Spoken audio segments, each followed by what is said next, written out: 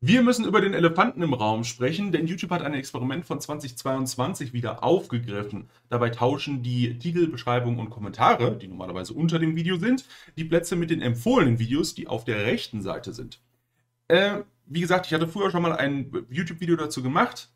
Es ist nichts Schlimmes an sich. Ne? Es gibt aber einige Leute, die sich darüber beschweren, dass man das ja nicht rückgängig machen kann. Fairerweise, ja, ist richtig, kann man nicht rückgängig machen, denn es handelt sich hierbei um einen Designtest von YouTube und YouTube möchte halt einfach eine bestimmte Gruppe von Menschen dann einfach mit diesem neuen Design konfrontieren und natürlich ist zu erwarten, dass sehr, sehr viele Leute am Anfang sagen, schwierig und dann hinterher sagen, ach ja, so schlimm ist es eigentlich auch nicht und es juckt uns wieder nicht und deswegen mal abwarten, wie hier das Feedback so ist.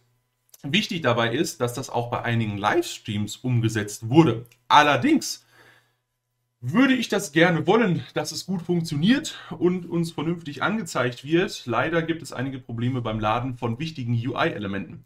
UI-Elemente sind zum Beispiel so Dinge wie der Titel, der Abo-Button, der Join-Button für Mitglieder. Übrigens könnt ihr auch Mitglied werden auf diesem Kanal, um zum Beispiel dieses Format zu unterstützen.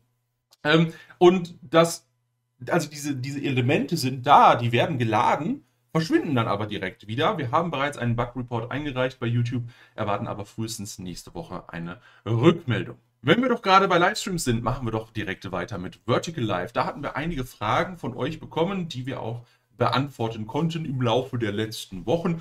So geht es zum Beispiel bei Vertical Live um die YPP Requirements, also um die Anforderungen zum YouTube Partnerprogramm.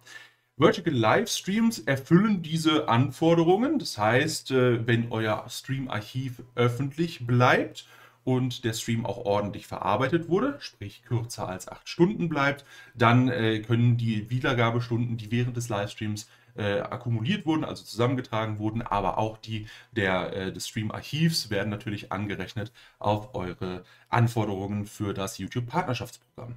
Gut.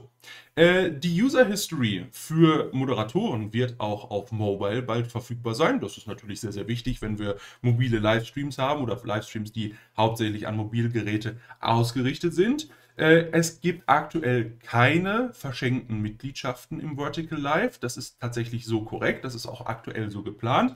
Es wird aber später wieder eingeführt, wenn halt andere Aspekte dieses Produkts ein bisschen besser runterlaufen. Aktuell gibt es keine Anzeigen im Shorts Vertical Stream, also das ist falsch formuliert, im Shorts Livestream, weil das sind ja zwei separate Feeds. Man kann von diesem Shorts Feed, wenn man in einen Livestream klickt und dann Watch Now drückt oder einen Short pausiert und oben auf Live drückt, dann kommt man halt in den Shorts Live Feed und in diesem Feed gibt es aktuell noch keine Anzeigen. Das heißt, mit euren Vertical Streams erreicht ihr aktuell nur Reichweite und keine monetären Gains, wenn ihr bereits im Partnerprogramm sein solltet. Bei Shorts ist es ja so, dass eure RPM bzw. eure Einnahmen davon abhängen, wie viele Shorts-Aufrufe ihr macht. Und die Vertical Livestream-Aufrufe zählen nicht zu diesen Shorts-Aufrufen dazu. Die bestimmen, wie viel Geld von diesem Gesamtpot an Shorts-Einnahmen ihr bekommt. Falls ihr das Ganze mal aufgedröselt haben wollt, wie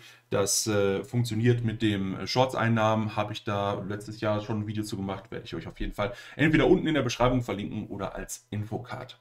Der nächste Punkt ist die Shorts Live Feed Eligibility. Das ist praktisch die Möglichkeit, als Vertical Stream im Shorts Live Feed aufzutauchen. Das ist ja tatsächlich eine Paraphrasierung gewesen vom YouTube Legal Team. Nicht alles kann gefeatured werden und damit sollen dann halt so Geschichten rausgenommen werden, wie zum Beispiel Minderjährige, die einfach mit ihrem Handy live gehen und das aber vielleicht nicht ganz so sinnvoll ist, wenn die einfach uneingeschränkten Zugriff zu 2 Milliarden Nutzern haben. Aber auch so Geschichten wie Extremisten oder ähnliches. Also alles das, was wir tatsächlich nicht im Live-Feed haben wollen, das behält sich YouTube auch vor, das zu cappen. Ist, glaube ich, eine sinnvolle Geschichte. Werden sich natürlich wieder einige aufregen. Wie können sie nur? Ja, sie haben das Hausrecht, es ist keine Zensur. Gut, wunderbar. Multistreamer müssen jetzt noch einmal aufpassen. Das sind die Leute, die auf mehreren Plattformen gleichzeitig streamen.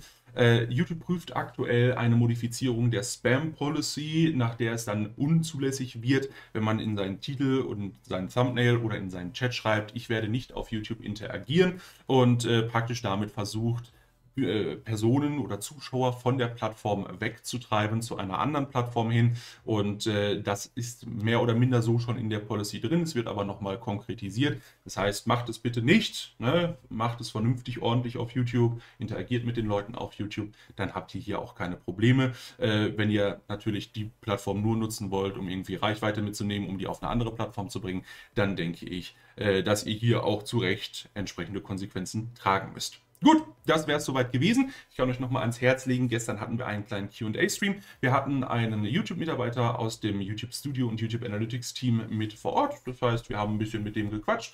Falls ihr noch weitere Fragen an die Person habt, gerne auch da nochmal kommentieren. Leite ich natürlich alles weiter. Ansonsten könnt ihr gerne auch den YouTube-Discords gg/YouTube und gg/YouTube Gaming beitreten. Da seid ihr auch natürlich gut aufgehoben. Wir sehen uns nächste Woche zu einem weiteren Patch Rundown wieder. Bis dahin macht's gut und haut rein.